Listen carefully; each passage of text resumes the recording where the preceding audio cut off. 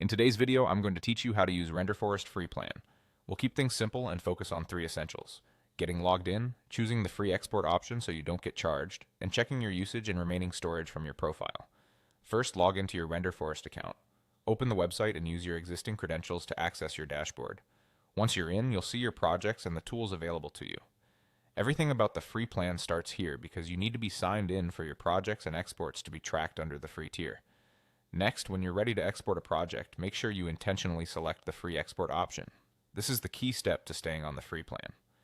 After you finish editing a video, designing a logo, or working on another asset, click the Export or Render button. You'll typically see multiple export choices. Look for the option clearly labeled as Free or Free Export. It may indicate a lower resolution and include a watermark, which is expected with a free plan. Before you confirm, double-check that the selection says free so you're not switching to a paid HD option by accident. If there's a preview, review it briefly, then proceed with the free export. Keep in mind that free exports can take a bit longer to process, and the queue time may vary depending on demand. That's normal for a no-cost tier. Finally, keep an eye on your usage and remaining megabytes from your profile. In the top right corner of the interface, open your profile menu and go to your account or profile page.